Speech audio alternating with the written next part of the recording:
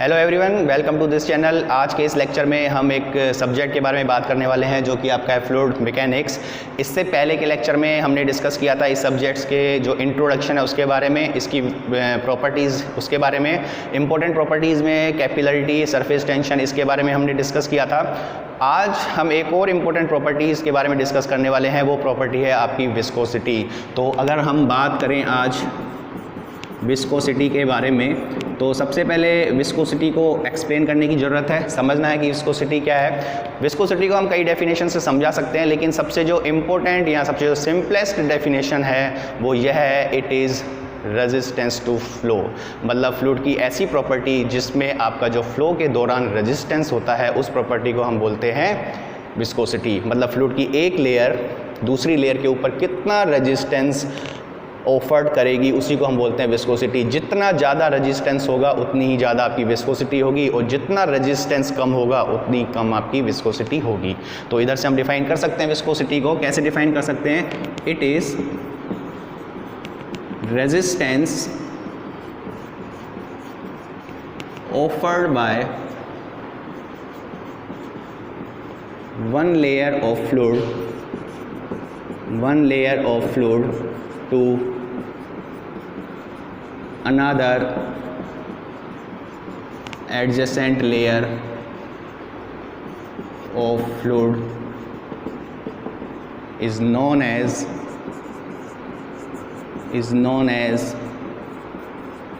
Viscosity. मतलब fluid की एक लेयर दूसरी लेयर के ऊपर जितना रेजिस्टेंस अप्लाई करेगी, उस प्रॉपर्टी को हम बोलते हैं विस्कोसिटी। इसके बारे में और आगे डिटेल में एक्सप्लेन करने के लिए एक इम्पोर्टेंट लॉ को भी बताया गया, जिसको हम बोलते हैं Newton's law of viscosity. Next अगर हम बात करें न्यूटन्स लॉ ऑफ विस्कोसिटी की, तो उसको कैसे डिफाइन कर सकते हैं? नेक्स्ट है आपका न्यूटन्स लॉ ऑफ विस्कोसिटी। तो सबसे पहले हम इसको डिफ़ाइन करेंगे, उससे पहले हम एक एग्जांपल से समझ सकते हैं कि जो न्यूटन्स लॉ ऑफ विस्कोसिटी है वो किस किस में रिलेट करता है। तो अभी सपोज़ हमने क्या किया, हमने एक कंसीडर किया एक एलिमेंट को, ये एक फ्लूइड एलिमेंट को हमने कंसीडर किया इस तरह से, और हमने इसके ऊपर एक शीयर फोर्स अप्लाई किया F, या एक शीयर स्ट्रेस हमने अप्लाई की टॉ शीयर स्ट्रेस है, हम पहले भी डिस्कस कर चुके हैं। Shear stress, normal stress, compressive stress आप सबको पता है। शीयर स्ट्रेस हमने अप्लाई की, तो इस शीयर फोर्स या शीयर स्ट्रेस की वजह से इसमें जो डिफॉर्मेशन हुआ इस तरह से, और ये डिफॉर्मेशन हमने डिफाइन किया फाई से, एक स्मॉल डिफॉर्मेशन हमने डिफाइन किया डी फाई से। तो विस्कोसिटी की बात करें तो जितना ज़्यादा आपका शीयर फोर्स लगेगा उतना ज़्यादा ही आपका डिफॉर्मेशन होगा। लेकिन इम्पोर्टेंट यहाँ पे विस्कोसिटी को समझने के लिए क्या है, हम एक और फ्लूइड के बारे में कंसीडर करें। सपोज इस फ्लूइड के बारे में, ये एक फ्लूइड है, सपोज ये दूसरा फ्लूइड है, इसमें भी हमने शीयर स्ट्रेस अप्लाई की टॉ, तो इसमें भी डिफॉर्मेशन हुआ, और ये डिफॉर्मेशन कुछ भी हो सकता है, डी थीटा सपोज मैंने माना। अब इन दोनों को अगर हम कंसीडर करें एग्जांपल के तौर पे, तो सपोज एक पार्टिकल यहाँ पे था फर्स्ट, और कुछ समय बाद ये फर्स्ट एक डैश आया, ये पार्टिकल यहाँ था, इसको मैंने यहाँ कंसीडर किया। हम अगर सेम शीयर स्ट्रेस अप्लाई करें तो जो एक से एक डैश पहुंचने में टाइम होगा वो दोनों में अलग अलग होगा। क्यों अलग अलग होगा? क्योंकि दोनों फ्लूइड आपके अलग अलग हैं, दोनों की प्रॉपर्टीज़ अलग अलग है, दोनों की विस्कोसिटीज़ आपकी अलग अलग है। तो अगर हम समझें, सपोज मैं ये कहता हूँ कि इस पॉइंट पहले केस में यहाँ से यहाँ तक पहुँचने में समय कम लगा, सपोज 3 सेकंड लगे, और यहाँ से यहाँ पहुँचने में समय आपका ज़्यादा लगा, सपोज 5 सेकंड लगे। तो अगर हम बात करें इनमें से कि जो विस्कोसिटी है वो इन दोनों केस में किसकी ज़्यादा होगी, तो अगर सीधी सी बात है, यहाँ से यहाँ पहुँचने में केवल 3 सेकंड ही लगे उतनी डिस्टेंस कवर करने के लिए, यहाँ से यहाँ पहुँचने में 5 सेकंड लगे, मतलब टाइम ज़्यादा लगा। इसका मतलब यहाँ पे रेजिस्टेंस ज़्यादा है और यहाँ पे रेजिस्टेंस आपका कम है। तो अगर यहाँ विस्कोसिटी μ1 माने, यहाँ विस्कोसिटी μ2 माने, तो यहाँ पे हम कह सकते हैं जो μ1 है इट इज़ 3 सेकंड लगा मतलब कम, तो μ1 इज़ लेस देन μ2। और यहाँ से ही आपकी डिफाइन होती है न्यूटन्स लॉ ऑफ विस्कोसिटी। मतलब अगर किसी भी फ्लूइड एलिमेंट पर हम shear स्ट्रेस अप्लाई करते हैं तो वो डायरेक्टली प्रोपोर्शनल होती है रेट ऑफ एंगुलर डिफॉर्मेशन के। मतलब यहाँ पे भी सेम डिफॉर्मेशन हो सकता है, यहाँ पे भी सेम डिफॉर्मेशन हो सकता है, लेकिन जो समय है, जो टाइम है, वो दोनों केस में अलग अलग है और वो डिपेंड करेगा आपकी विस्कोसिटी के ऊपर। तो न्यूटन ने यहाँ पे एक नियम दिया, रूल दिया कि किसी भी फ्लूइड के ऊपर अगर हम एक shear स्ट्रेस अप्लाई करते हैं, shear स्ट्रेस अप्लाई करते हैं, it is directly proportional to the rate of angular deformation, और इसी को हम बोलते हो रेट ऑफ shear स्ट्रेन, इसी को हम बोलते हैं रेट ऑफ shear स्ट्रेन। तो यहाँ पे जो रेट है वो इम्पोर्टेंट है। न्यूटन्स लॉ ऑफ विस्कोसिटी की अगर हम डेफिनेशन की बात करें तो डेफिनेशन हम कैसे दिखा सकते हैं, तो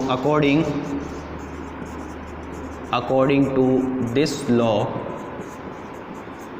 the shear stress is directly proportional to rate of angular deformation or rate of shear strain और velocity gradient। मतलब according to this law the shear stress is directly proportional to the rate of angular deformation, जिसको हम बोलते हैं rate of shear strain, और यही आगे जाके बोला गया वेलोसिटी ग्रेडियंट। तो वेलोसिटी ग्रेडियंट को अगर हम समझ लें, वेलोसिटी ग्रेडियंट को हम कैसे समझ सकते हैं, वेलोसिटी ग्रेडियंट को हम ये समझ सकते हैं, सपोज आपका ये आपकी कोई भी फ्लूइड की लेयर है, इस तरह से इसमें कोई भी आपका है फ्लूइड रखा हुआ है, ऊपर हम एक फोर्स अप्लाई करते हैं F, जिसकी वजह से यहाँ पे वेलोसिटी आई। तो अगर एक सेक्शन की बात करें तो इस हर सेक्शन पे जो पॉइंट होगा उसकी जो वेलोसिटी होगी वो अलग अलग होगी। ऐसा इसलिए होगा क्योंकि ये आपकी फिक्स्ड है, यहाँ सबसे ज़्यादा रेजिस्टेंस होने की वजह से यहाँ वेलोसिटी 0 होगी। ऐसे बढ़ते बढ़ते बढ़ते वेलोसिटी आपकी बढ़ती जाएगी और मैक्सिमम वेलोसिटी ये आएगी। तो अगर डिस्टेंस की बात करें y, अगर यहाँ स्मॉल एलिमेंट को कंसीडर करें जिसकी डिस्टेंस dy है और जिसमें जो वेलोसिटी में चेंजेस है वो du है, तो वेलोसिटी ग्रेडियंट को हम डिफाइन करते हैं du/dy। इसी को हम बोलते हैं वेलोसिटी ग्रेडियंट, इसी को आप बोलते हो वेलोसिटी ग्रेडियंट। वेलोसिटी ग्रेडियंट का मतलब है कि जो लेयर में जो वेलोसिटीज़ में चेंजेस हैं वो डिस्टेंस के साथ वो कैसे वेरी करते हैं, du/dy।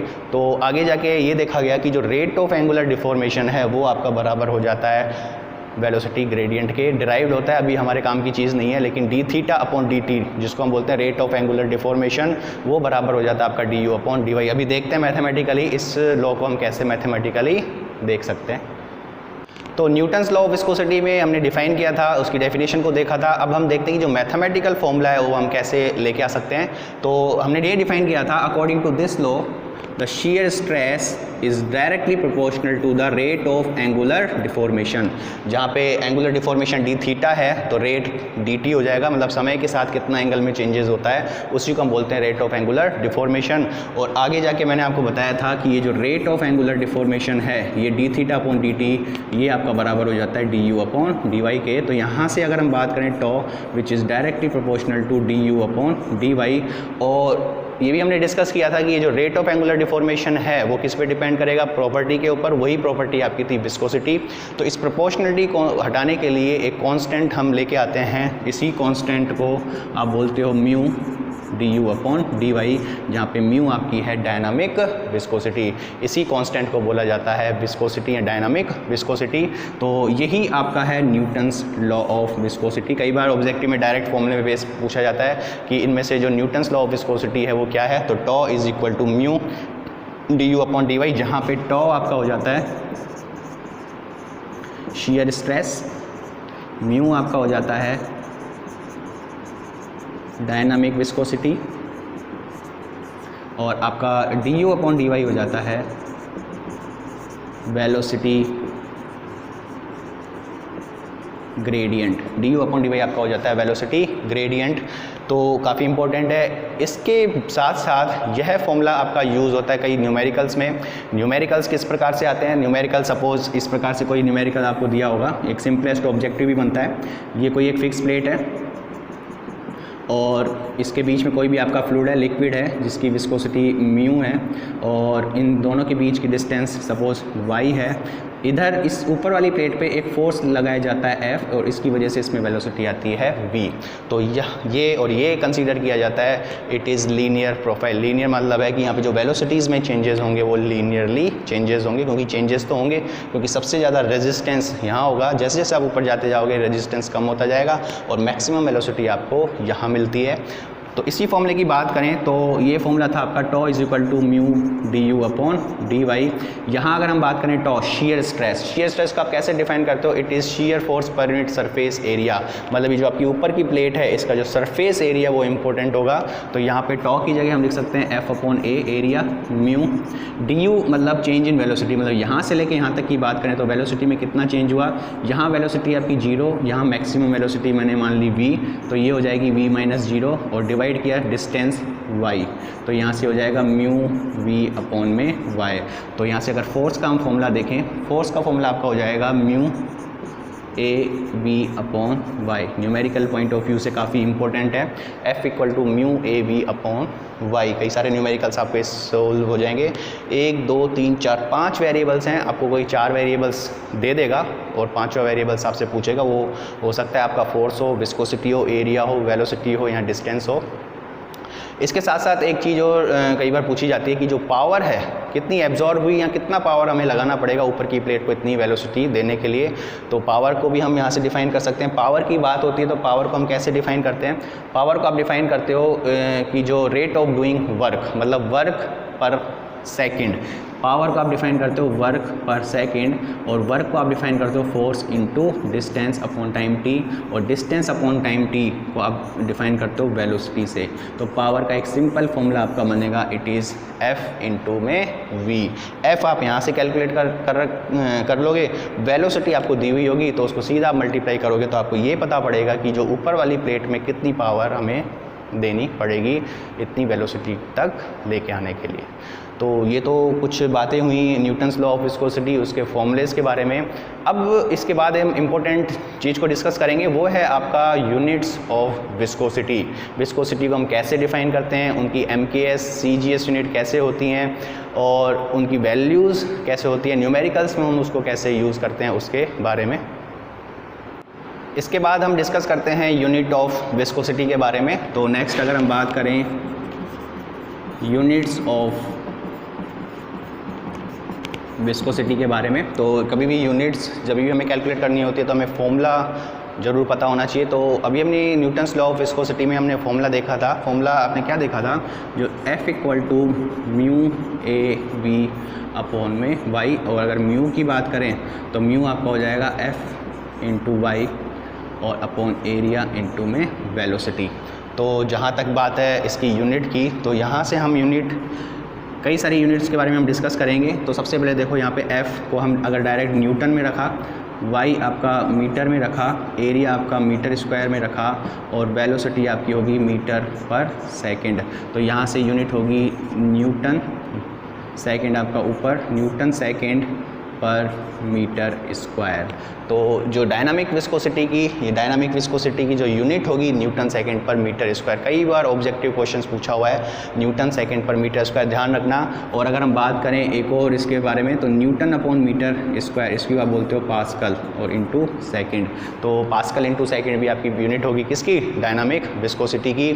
SI यूनिट है क्योंकि यहाँ पे न्यूटन हमने डायरेक्ट लिखा है। न्यूटन को हम और एक्सपेंड कर सकते हैं, न्यूटन को F equal to M into a. तो न्यूटन को आप कैसे लिख सकते हो? इट इज़ kg और मीटर पर सेकंड स्क्वायर।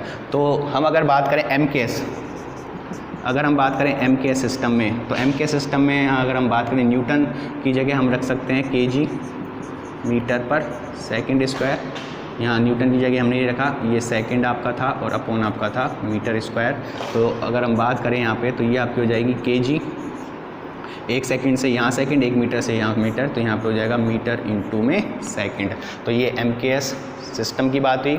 और MKS सिस्टम के साथ साथ अगर हम बात करें CGS सिस्टम की, अगर हम CGS सिस्टम की बात करें तो kg की जगह आप लिखते हो ग्राम और मीटर की जगह आप लिखते हो सेंटीमीटर और ये सेकंड। तो इसी ग्राम अपॉन सेंटीमीटर इंटू सेकंड को एक और नाम से बुलाया जाता है जिसको हम बोलते हैं पॉइज़। तो ये जो पॉइज़ है, कई बार पूछा जाता है कि जो पॉइज़ है वो किसकी यूनिट है। पॉइज़ भी आपकी यूनिट है डायनामिक विस्कोसिटी की, लेकिन कैसी यूनिट है वो, CGS यूनिट।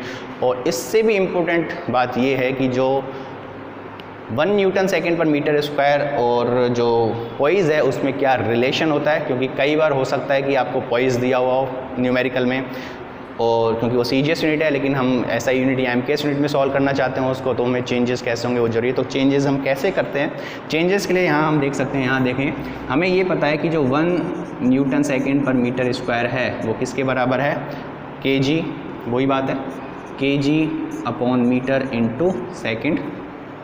ये SI था, ये MKS है। अब इसको हम अगर चेंज करें CGS में तो kg की जगह हम लिख सकते हैं 1000 ग्राम, मीटर की जगह हम लिख सकते हैं 100 सेंटीमीटर और सेकंड की जगह सेकंड।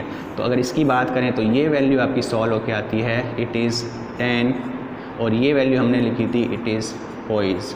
तो यहाँ पे हमें भी पता है कि जो पॉइज़ है वो ग्राम अपॉन सेंटीमीटर इंटू सेकेंड। तो यहाँ से एक इम्पोर्टेंट रिलेशन आया कि जो 1 न्यूटन सेकेंड पर मीटर स्क्वायर है वो किसके बराबर हो जाएगा, 10 पॉइज़ के बराबर। बहुत इम्पोर्टेंट है। और इससे भी इम्पोर्टेंट, कई बार पॉइज़ से हम अगर कंसीडर करें तो जो 1 पॉइज़ है वो 1/10 न्यूटन सेकेंड पर मीटर स्क्वायर। काफ़ी इंपॉर्टेंट रिलेशन है। कई बार ऑब्जेक्टिव में भी डायरेक्ट ऐसे पूछा जाता है और कई बार न्यूमेरिकल में। सपोज़ आपके पास कोई क्वेश्चन आया, डायनामिक विस्कोसिटी दी हुई है सपोज 8.5 पॉइज़, लेकिन पॉइज़ तो आप डायरेक्ट रख नहीं सकते क्योंकि CGS सिस्टम में है, तो इसको आप कैसे चेंज करोगे, तो mu is equal to 8.5 into 1 poise की आप जगह रख दोगे 1/10 न्यूटन सेकेंड पर मीटर स्क्वायर। तो म्यू बराबर जो होगा 0.85 न्यूटन सेकेंड पर मीटर स्क्वायर। ये वैल्यू इसकी इस तरह से हम रखेंगे। तो ध्यान देने वाली बात है कि किस प्रकार से हम यूनिट्स का किस किस टर्म्स में हम यूनिट को डिफ़ाइन करते हैं। MKS में क्या होगी, CGS में क्या होगी, SI में क्या होगी। इसी के साथ साथ एक और विस्कोसिटी को डिफ़ाइन किया जाता है जिसको हम बोलते हैं काइनामेटिक विस्कोसिटी। तो उसके बारे में हम देखते हैं। तो बात हम करते हैं एक और विस्कोसिटी के बारे में जिसको हम बोलते हैं काइनामेटिक विस्कोसिटी। तो हम इसको डिफ़ाइन करें, काइनामेटिक विस्कोसिटी को हम दिखाते हैं न्यू से। और इसको कैसे डिफ़ाइन किया जाता है, इसको हम कैसे डिफ़ाइन करेंगे, it is the ratio of dynamic viscosity to the density of fluid। मतलब डायनामिक विस्कोसिटी को आपने डेंसिटी से डिवाइड किया तो जो नई टर्म बनेगी वही आपकी होती है काइनामेटिक विस्कोसिटी। तो इसको हम डिफाइन करते हैं म्यू अपॉन रो से। इसको हम डिफाइन करेंगे म्यू अपॉन रो से। जनरली इसकी कोई ऐसी परफेक्ट डेफिनेशन नहीं है। ये टर्म्स जो फ्लूइड मैकेनिक्स में बहुत ज़्यादा यूज़ होती है, तो इसको नाम दे दिया गया नया काइनामेटिक विस्कोसिटी। नाम काइनामेटिक क्यों रखा, काइनामेटिक इसलिए रखा, अभी हम अगर यूनिट्स की बात करें, रो हमें पता है डेंसिटी, मास पर volume kg upon metre cube. Viscosity हमने डिफाइन किया था kg वाली यूनिट में, kg upon metre into second, और फिर आप नीचे रो है आपका kg पर मीटर क्यूब। तो kg से ये kg कैंसिल हो जाता है, 1 मीटर से 1 मीटर कैंसिल होने के बाद ये हो जाती है आपकी मीटर स्क्वायर अपॉन सेकेंड। बहुत ही इंपॉर्टेंट ऑब्जेक्टिव क्वेश्चन आता है, हमेशा आता है कि जो काइनामेटिक विस्कोसिटी है उसकी यूनिट क्या होगी। तो आप याद रखिए, it is metre square upon second. और नाम इसका काइनामेटिक विस्कोसिटी क्यों हुआ, काइनामेटिक विस्कोसिटी ये हुआ क्योंकि इसकी यूनिट में जो kg मतलब मास की कोई भी टर्म्स नहीं आती है, कोई भी ग्रेविटी का इन्फ्लुएंस नहीं होता है, इसलिए इसका नाम हमने रखा है kinematic viscosity, metre square upon second. दूसरा हम बात करें, ये आपकी है MKS सिस्टम में। CGS सिस्टम की अगर हम बात करें तो यहाँ देखिए 1 मीटर स्क्वायर अपॉन सेकेंड को अगर हम कन्वर्ट करें CGS में तो 1 मीटर की जगह हम लिख सकते हैं 100 सेंटीमीटर, और इसका है स्क्वायर और नीचे सेकेंड, और ये वैल्यू आपकी हो जाएगी it is 10⁴ centimetre square upon second. तो ये जो सेंटीमीटर स्क्वायर अपॉन सेकेंड है इसको हम बोलते हैं स्टॉक। जहाँ डायनामिक विस्कोसिटी में हमने पॉइस बोला था, काइनेमेटिक विस्कोसिटी में इस CGS यूनिट को बोला जाता है स्टॉक। तो यहाँ से एक और रिलेशन हो गया, इट इज़ 10⁴ स्टॉक। मतलब जो स्टॉक है वो किसकी यूनिट है? काइनेमेटिक विस्कोसिटी की। कैसी यूनिट है? CGS unit. और यहाँ से भी हम रिलेशन निकाल सकते हैं कि जो 1 स्टॉक है, ये जो 1 स्टॉक है it is equal to 10⁻⁻⁴ metre square upon second. क्योंकि डायरेक्ट आपको स्टॉक वैल्यू दी हुई है तो हम उसको डायरेक्ट यूज़ नहीं कर सकते, क्योंकि पहले उसको आपको चेंज करना पड़ेगा, क्योंकि ये CGS सिस्टम है। जनरली हमारी प्रैक्टिस होती है कि हम SI यूनिट या MK सिस्टम में सॉल्व करें तो इसको कन्वर्ट करने की ज़रूरत होती है। कन्वर्ट करने के लिए आप इस फॉर्मूले को यूज़ करते हो। कई बार साथ साथ में ये पूछा जाता है कि जो डायमेंशनल फॉर्मूला है वो हम कैसे डिफाइन कर सकते हैं। डायमेंशनल फॉर्मूला आप यहाँ से सीधा डिफाइन कर सकते हैं। मीटर मतलब L2 और टाइम आपका T, तो ये हो जाएगा L2T-1। और अगर डायनामिक विस्कोसिटी के डायमेंशनल फॉर्मूला हमने पहले डिस्कस नहीं किया, यहाँ कर देते हैं, तो ये हो जाता है kg मीटर इंटू सेकेंड। तो ये हो जाएगा m1, नीचे हो जाएगा L1 और T1, तो ये हो जाएगा m1 L-1 T-1। तो ये भी काफ़ी important objective point of view से, क्योंकि कई बार एग्जाम्स में पूछा जाता है कि the dimensional formula of dynamic viscosity and dimensional formula of kinematic viscosity आपका क्या होगा। इस हिसाब से हम इसकी यूनिट्स के बारे में डिस्कस करते हैं। तो ये तो लगभग हमने डिस्कस किया कि जो विस्कोसिटी है उसको कैसे डिफाइन करते हो। विस्कोसिटी में न्यूटन्स लॉ ऑफ विस्कोसिटी क्या था, काइनेमेटिक विस्कोसिटी क्या है, डायनामिक विस्कोसिटी क्या है, और एक अभी हम डिस्कस करेंगे एक सिंपल से न्यूमेरिकल के बारे में, जिससे आपको ये पूरी जो विस्कोसिटी है वो क्लियर होगी। न्यूटन्स लॉ ऑफ विस्कोसिटी आपका क्या होता है वो भी आपका क्लियर होगा। न्यूमेरिकल करने से पहले हम कुछ इंपॉर्टेंट पॉइंट्स के बारे में बात करते हैं विस्कोसिटी के ऊपर, जो ऑब्जेक्टिव पॉइंट ऑफ व्यू से काफ़ी इंपॉर्टेंट है। क्या पॉइंट्स हैं आपके? Viscosity of water at 20 degree centigrade is 10⁻³ kg upon metre into second. Value बताता है वाटर की 20 डिग्री सेंटीग्रेड पर जो डायनामिक विस्कोसिटी, ये यूनिट की अगर हम बात करें kg upon metre into second, dynamic viscosity 10⁻³ water is 50 to 55 times more viscous than air. मतलब जो वाटर की विस्कोसिटी है वो एयर के कंपैरिजन में 50 से 55 गुना ज़्यादा होती है। तीसरा काफ़ी इंपॉर्टेंट है about the kinematic viscosity of water and air. तो जनरली डायनामिक विस्कोसिटी तो वाटर की ज़्यादा होती है एयर से, लेकिन जो काइनेमेटिक विस्कोसिटी है वो वाटर की कम होगी as compared to the air. किस प्रकार से होगी? काइनेमेटिक विस्कोसिटी हम जानते हैं it is the ratio of dynamic viscosity to density, mu upon rho. Water की बात करें तो 1000। इसी प्रकार अगर हम एयर की बात करें तो म्यू अगर वाटर की है तो म्यू बाई 50 या 55 किसकी हो जाती है? एयर की। तो हमने म्यू बाई 50 किया। डेंसिटी 1.2। तो इन वैल्यूज़ की बात करें तो ये वैल्यूज़ आपकी ऑब्वियसली ज़्यादा होगी इसके कंपैरिजन में। तो kinematic viscosity of air is always greater than that of water, या kinematic viscosity of water is always less than that of air. इस प्रकार से ऑब्जेक्टिव क्वेश्चंस बनते हैं।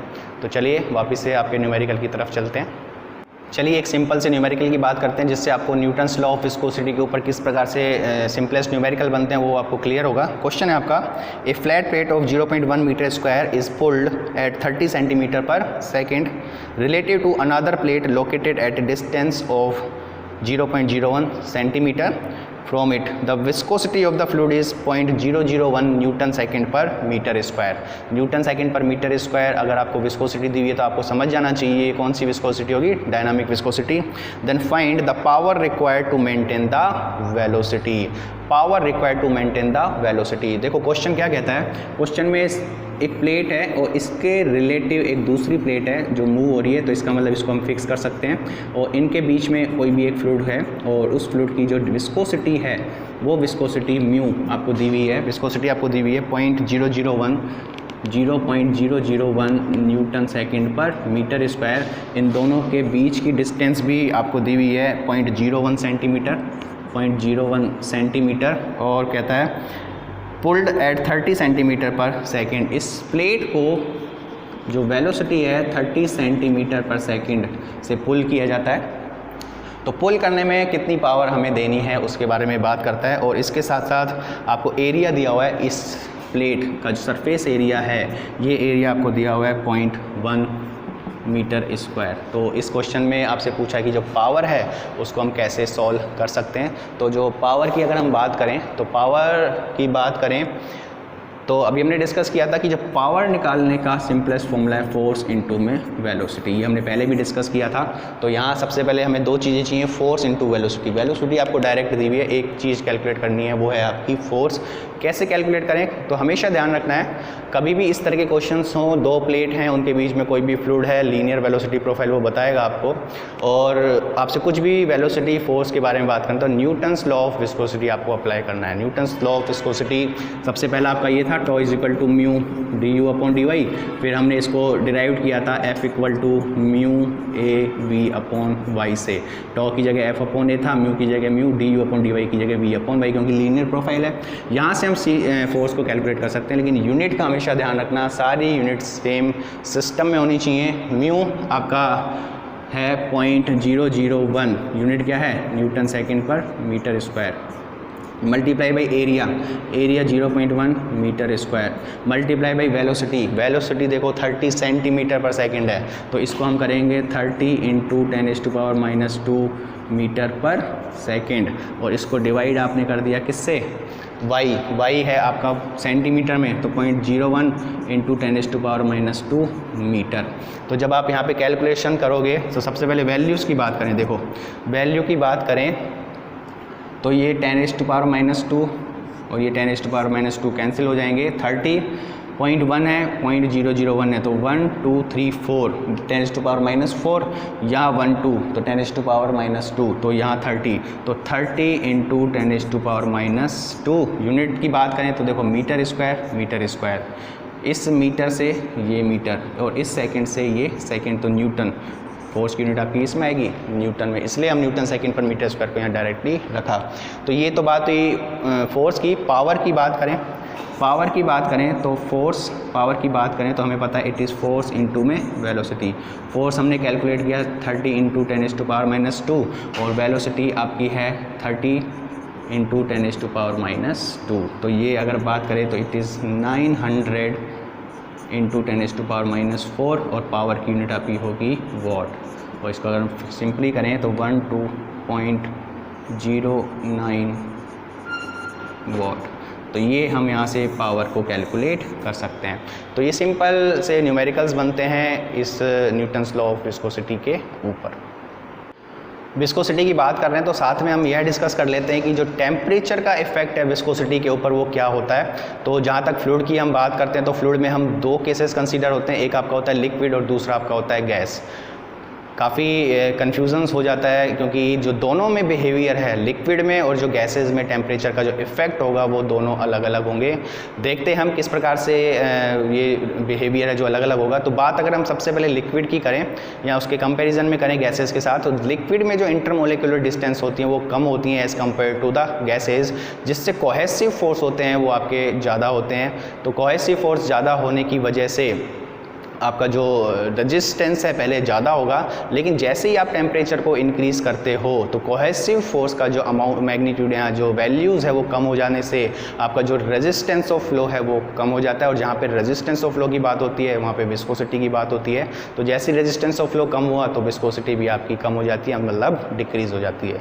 तो फाइनली लिक्विड के केस में अगर हम बात करें, लिक्विड के केस में क्या हुआ, जैसे आपने टेम्परेचर को इंक्रीज़ किया cohesive force decreases, so resistance to flow decreases, so viscosity also decreases. लेकिन बात जब हम करते हैं गैसेस की, तो गैसेस के केस में क्या हुआ, गैसेस के केस में इंटरमोलिकुलर डिस्टेंस लार्ज होने की वजह से कोहेसिव फोर्स काफ़ी वीक होते हैं, और जैसे आप टेम्परेचर को इंक्रीज़ करते हो तो जो मॉलिक्यूलर रैंडमनेस है वो आपकी बढ़ जाती है। मॉलिक्यूलर रैंडमनेस का मतलब है कि जो मॉलिक्यूल्स का मोशन है वो रैंडमली होता है, और उस वजह से आपका जो रेजिस्टेंस टू फ्लो है वो इंक्रीज़ हो जाता है, और जहाँ पे रेजिस्टेंस ऑफ फ्लो इंक्रीज़ हो जाएगा वहाँ पे आपकी विस्कोसिटी विस्कोसिटी भी इंक्रीज़ हो जाती है। तो इस केस में उल्टा है, मतलब टेम्परेचर अगर हम बढ़ाएंगे गैस के केस में तो molecular randomness increases, resistance to flow increases और विस्कोसिटी इंक्रीजेस। यहाँ से भी हम एनालिसिस कर सकते हैं। हम अगर लिक्विड की बात करें, लिक्विड के केस में टेम्परेचर आप बढ़ाते जा रहे हो, यहाँ टेम्परेचर और यहाँ विस्कोसिटी, टेम्परेचर हम बढ़ाते जा रहे हैं तो विस्कोसिटी डिक्रीज़ होती जा रही है, लेकिन गैस के केस में टेम्परेचर आप बढ़ाते जाते हो तो विस्कोसिटी आपकी इंक्रीज़ हो जाती है। ऑब्जेक्टिव पॉइंट ऑफ व्यू से काफ़ी इंपॉर्टेंट है, कई बार इसमें क्वेश्चंस आपके पूछने क्योंकि कन्फ्यूज़न बहुत ज़्यादा हो जाता है। बात हम कर रहे थे कि जो फ्लूइड है उसकी प्रॉपर्टीज़ के बारे में, एक और इम्पोर्टेंट प्रॉपर्टीज़ के बारे में हम बात करते हैं और इससे जो कॉजेज़ हैं क्या क्या होता है वो बारे में बात करेंगे। तो वो है आपका वेपर प्रेशर। बात हम करें अगर वेपर प्रेशर एंड कैविटेशन, तो वेपर प्रेशर को हम कैसे डिफ़ाइन करते हैं या कैविटेशन को हम कैसे डिफ़ाइन करते हैं उसके बारे में हम एक एग्जांपल्स लेते हैं। तो सबसे पहले हम बात करते हैं वेपर प्रेशर की। तो वेपर प्रेशर में सपोज़ हमने क्या किया, एक कंटेनर था सपोज़ इस तरह से, और इसको हमने, इसमें कोई भी आपका लिक्विड है इस सरफेस लेवल पे, स्टार्टिंग में हमने ये देखा it is at 20 degree centigrade. Suppose water का ही हमने एग्जांपल लिया, शुरू में ये 20 डिग्री सेंटीग्रेड पर था। अब हम क्या करते हैं, इसके टेम्परेचर को इंक्रीज़ करते हैं और इंक्रीज़ करते करते इसके टेम्परेचर को हम लेके आते हैं 100 डिग्री सेंटीग्रेड पर। तो क्या हुआ, 100 डिग्री सेंटीग्रेड होने पर कि जो सरफेस पर है मॉलिक्यूल्स ये वेपोराइज होना शुरू होंगे। जितने मॉलिक्यूल सरफेस पे हैं डेंसिटी कम होने की वजह से ये यहाँ पे रिजॉइन होते जाएंगे। यहाँ से जितने मॉलिक्यूल्स यहाँ से एस्केप करेंगे उतने मॉलिक्यूल यहाँ रिजॉइन करेंगे। तो एक कंडीशन ऐसी आएगी, ये जो स्पेस है ये इन वेपर बबल्स से बिल्कुल फिल्ड हो जाएगा और ये जो वेपर बबल्स हैं ये इस सरफेस के ऊपर जितना प्रेशर एक्सर्ट करेंगे उसी को हम बोलते हैं वेपर प्रेशर। तो अगर एक वन लाइन डेफिनेशन की बात करें तो one line definition, pressure exerted by vapour on surface is known as vapour pressure. और जनरली इसको और हम अच्छे तरीके से समझे वेपर प्रेशर को तो हम एक और एग्जांपल्स देते हैं। जनरली क्या होगा, अपन सपोज इस दूसरा कंटेनर है, इस कंटेनर में सेम कंडीशन है, लिक्विड आपका सेम है और ये है एट 20 डिग्री सेंटीग्रेड। तो इसका मतलब क्या हुआ कि ये 20 डिग्री सेंटीग्रेड पर है, तो वाइस वर्सा कंडीशन भी हम ला सकते हैं। कैसे ला सकते हैं, अगर हम वेपर बबल का फॉर्म करवाना चाहते हैं तो ये ज़रूरी नहीं है कि हम टेम्परेचर को इंक्रीज़ करें। दूसरा मेथड ये भी हो सकता है, सपोज़ ये जो आपका एरिया है यहाँ हम जो प्रेशर है वो कम करते करते एटमॉस्फेरिक प्रेशर से कम करते करते वेपर प्रेशर तक लेके आए, मतलब यहाँ का जो प्रेशर है वो इस लिक्विड के वेपर प्रेशर के बराबर हो जाएगा। तो क्या होगा, यहाँ पे वापस से वेपर बबल का फॉर्मेशन होना शुरू हो जाता है। तो हमेशा यह ज़रूरी नहीं है कि जो वेपर बबल्स हैं वो हमेशा टेम्परेचर इंक्रीज़ करने से हो, नहीं, वेपर बबल्स को आप ला सकते हो प्रेशर कम करके, और वो जो प्रेशर कम होके आएगा वही आपका होगा वेपर प्रेशर। जनरली हम बात करते हैं कि जो बॉइलिंग टेम्परेचर वो 100 डिग्री सेंटीग्रेड है, तो ये हम बात करते हैं एटमॉस्फेरिक कंडीशन की। हम वेपर प्रेशर यहाँ बराबर करते हुए भी बॉइलिंग करवा सकते हैं। तो सपोज़ किसी भी कंडीशन से हमने यहाँ के प्रेशर को वेपर प्रेशर किया तो यहाँ पे वापस से बबल्स का बनना शुरू हो जाता है।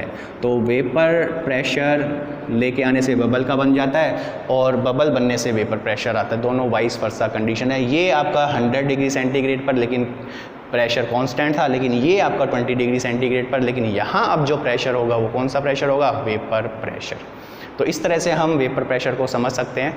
साथ में अगर हम बात करें अब कैविटेशन की, तो कैविटेशन को इसी से रिलेट किया जाता है। कैसे रिलेट किया जाएगा वो हम अभी देखते हैं। तो इसके बाद हम बात करते हैं कैविटेशन की। ये बात कैविटेशन की वेपर प्रेशर के बाद इसलिए की गई कि जो कैविटेशन है वो आपका वेपर प्रेशर से रिलेट करता है। अभी हमने डिस्कस किया कि किसी भी एक ऐसे स्पेस में या ऐसी जगह पे जो प्रेशर है वो कम होते होते वेपर प्रेशर के बराबर पहुंच जाए तो वहाँ पे बॉइलिंग या यहाँ पे वेपर बबल्स का फॉर्मेशन बनना शुरू हो जाता है। तो उससे क्या होगा वो हम देखते हैं, जिससे आपका कैविटेशन होता है। तो सपोज़ हम एक एग्जाम्पल्स की बात करें, सपोज़ एक इस तरह से कोई भी आपका फ्लो हो रहा है किसी भी लिक्विड का, और इस तरह से लिक्विड का फ्लो हुआ।